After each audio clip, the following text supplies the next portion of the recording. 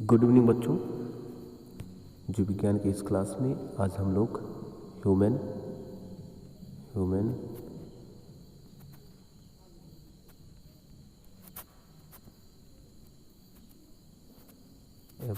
Evolutionary characters पढ़ेंगे। ये आज का टॉपिक है ह्यूमन एवोल्यूशनरी कैरेक्टर्स। इसका अर्थ ये हुआ कि जो मनुष्य है या जो मानव है उसका विकास के लक्षण क्या रहे हैं, उसके विकास के लक्षण क्या रहे हैं। इसका मतलब हुआ मानव के विकासीय लक्षण।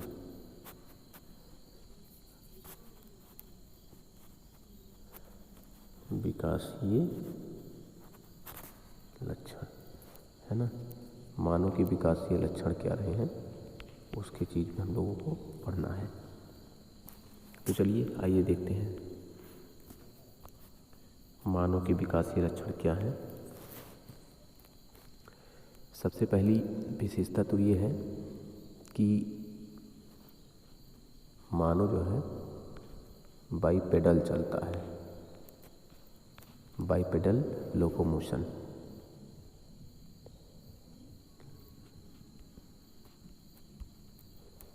बाइपेडल लोकोमोशन पाया जाता है, ठीक है। द्विपाद या द्विपदचारी, दो पैरों से चलने वाले, दो पैरों से चलने वाले। ये मानव ही एक ऐसा स्तनधारी है जो पिछले दो पैरों से चल लेता है, ठीक है। मानव ही एक ऐसा स्तनधारी है जो पिछले दो पैरों से चल लेता है। बाकी जो आगे के दो पैर हैं वो हाथ के रूप में परिवर्तित हो गए हैं, जो कि पकड़ने, औजार बनाने, शिकार करने, इन सब कार्यों को करने में सहायक होते हैं। इसके बाद मानव विकासीय लक्षण की जो दूसरी बात है वो है इरेक्ट पॉस्चर। इरेक्ट पॉस्चर मतलब सीधा खड़े होना, सीधी मुद्रा, सीधी मुद्रा में खड़ा होना, है ना। सीधी मुद्रा में खड़े होना, ये भी विकासीय लक्षण है। दोनों पैरों पर सीधा खड़े होने को हम जो है उत्तीर्ण भंगिमा भी कहते हैं। क्या कहते हैं? उत्तिष्ठ भंगिमा, ठीक है। तो सीधी मुद्रा या उत्तिष्ठ भंगिमा। कपि थोड़ा झुककर चलता था, परंतु मानव जो है पूरा इरेक्ट रहता है, सीधा रहता है। जबकि जो कपि हुए थे वो जो है झुककर चल रहे थे, मानव सीधा चल रहा है। इसके लिए मानव की टांगें जो है वो लंबी हैं, मानव की जो टांगें हैं वो लंबी हैं, इसीलिए वो सीधा चल पा रहा है। तो विकासीय लक्षण की ये दूसरी बात। तीसरी बात,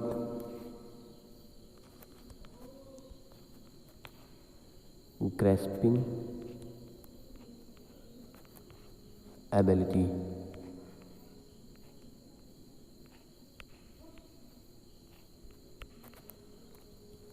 ग्रैस्पिंग एबिलिटी पाई जाती है, यानी वस्तुओं को पकड़ने की क्षमता पाई जाती है। किसी भी वस्तु को पकड़ने की क्षमता जो है वो मानव में है, ठीक। इसके बाद अगली बात, वर्टिब्रल कॉलम।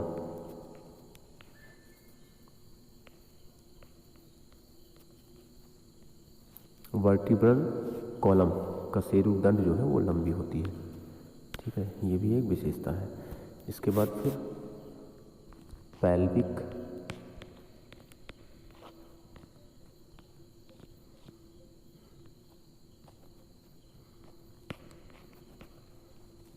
ग्रिडिल, श्रोणि मेखला। उदर अंगों को, यानी जो पेट के अंग हैं उनको स्थान देने के लिए जो श्रोणि मेखला है वो पाई जाती है। इसके बाद टेल, तेल पाया जाता है।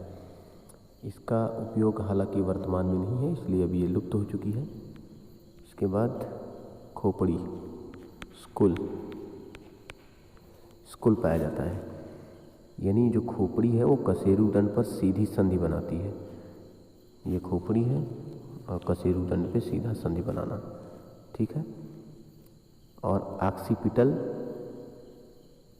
कार्डाइल्स नीचे की ओर होते हैं, है ना। जो ऑक्सीपिटल कार्डाइल्स होते हैं वो स्कुल के नीचे की ओर होते हैं। इसके बाद है faces,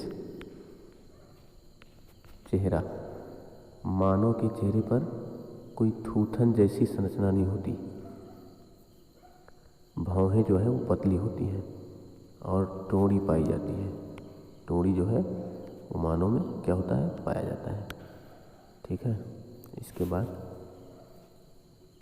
well develop brain, well develop brain पाया जाता है, यानी पूर्ण विकसित मनुष्य जिसका आयतन जो है 1500 सीसी होता है, 1500 सीसी।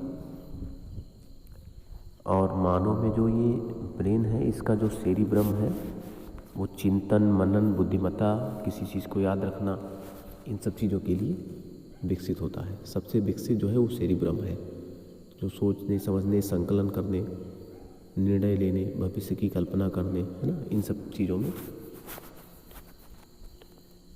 निपुण होता है। इसके बाद नेत्र की स्थिति, ठीक है। नेत्र की स्थिति ये जो है विकासीय लक्षण है। नेत्र जो है चेहरे पर सामने की ओर होता है, जिससे मनुष्य किसी भी वस्तु को अपने दोनों नेत्रों से केंद्रित कर लेता है, जिससे उसे दूरी, मोटाई, गहराई, ऊंचाई ये सब पता चल जाता है। फिर नेक्स्ट है रंग संवेदनशील रेटिना। रंग संवेदनशील